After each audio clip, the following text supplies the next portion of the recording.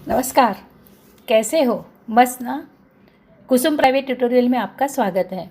आज हम 6 स्टैंडर्ड की हिंदी की कविता पढ़ेंगे और कविता का नाम है बसंती हवा और इसके जो कवि हैं वो हैं केदारनाथ अग्रवाल जी।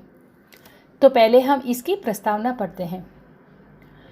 प्रस्तुत कविता में बसंती हवा ने मस्ती भरे शब्दों में अपनी अट्ठखेलियों का विवरण कवि ने दिया है।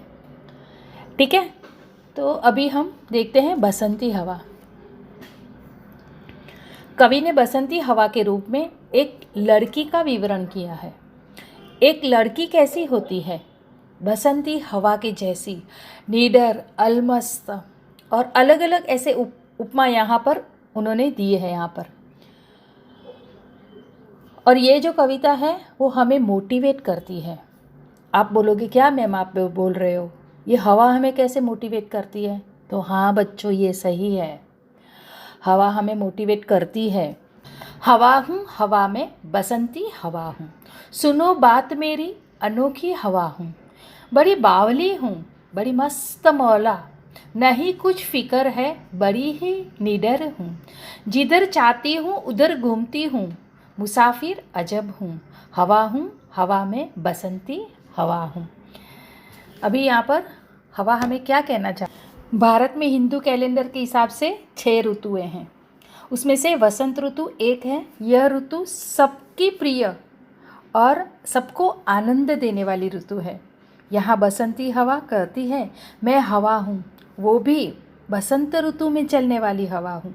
पूरे साल में एक बार आती हूँ, सब लोग मेरी बात ध्यान से सुनो।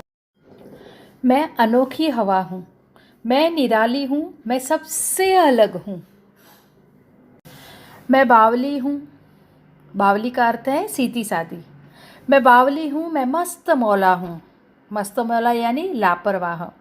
मुझे कोई फिक्र नहीं, मुझे कोई चिंता नहीं। मुझे जहाँ जाना है मैं वहाँ चली जाती हूँ। मैं किसी से डरती नहीं क्योंकि मैं निडर हूँ। मैं इधर उधर हर जगह घूमती हूँ। मैं अजब मुसाफिर हूँ।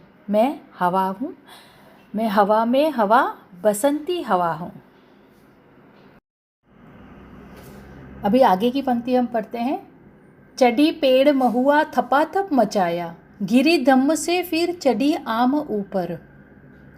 उसे भी जकोरा किया कान में को, उतर कर भागी में हरे खेत पहुंची। वहाँ गेहूं में लहर खूब मारी। हवा हूँ, हवा में बसंती हवा हूँ। अब इसका भावार्थ हम देखते हैं। अभी यहाँ पर हवा का नटखट स्वभाव हमें दिख रहा है। बसंती हवा छोटे नटखट बच्चे की तरह कहती है कि मैं महुआ के मजबूत वृक्ष पर चढ़ी और मैंने उसकी टहनियों को, डालियों को और पत्तों को खूब ज़ोर ज़ोर से थपाथप किया, फिर भी उसको कुछ नहीं हुआ। मतलब हवा ने जितनी अपनी ताकत थी उससे उस महुए के वृक्ष जो था स्ट्रॉन्ग, उसको हिलाने की कोशिश करी लेकिन उसको कुछ नहीं हुआ। और मैं हारते हुए, अर्थात वो वहाँ से निराश हो गई और आम के वृक्ष पर चढ़ गई। उससे भी उतना जोर जोर से थपाथप किया, जकोरा मारा।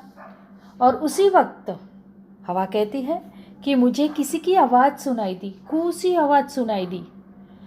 तो आम के वृक्ष को छोड़ दिया, मतलब वहाँ से वो उतर गई और वो गांव में, जो हरे भरे खेत थे गांव में, वहाँ पर वो पहुँच गई। और गांव में हरे भरे खेत किसके थे?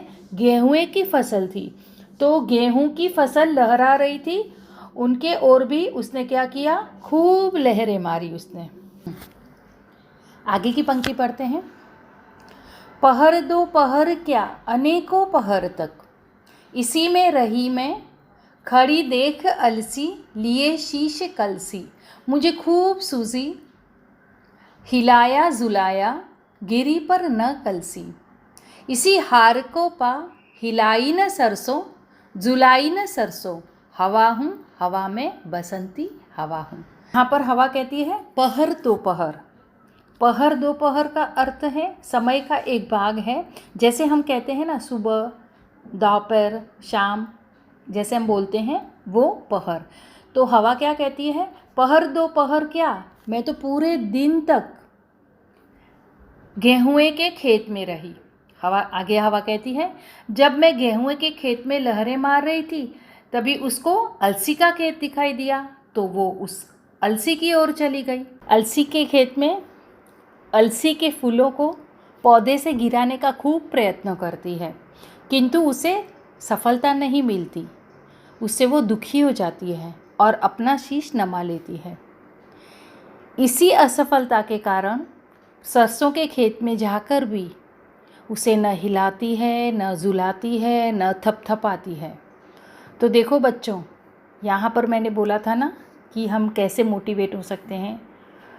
जीवन में जब बार बार असफल हो जाते हैं तब हम निराश हो जाते हैं। हमारा जो विश्वास है, जो आत्मबल है, वो कम हो जाता है, जिसके कारण सरल कार्य को भी कठिन समझने लगते हैं।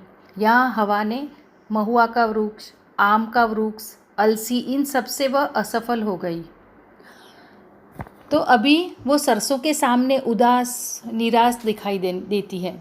वो शरारत नहीं करती, नहीं थपथपात करती। तो हमें यहाँ यही सीख मिलती है कि जब हम बड़े बड़े कामों में निष्फल हो जाते हैं तब हमें छोटे छोटे काम भी बहुत भारी लगने लगते हैं।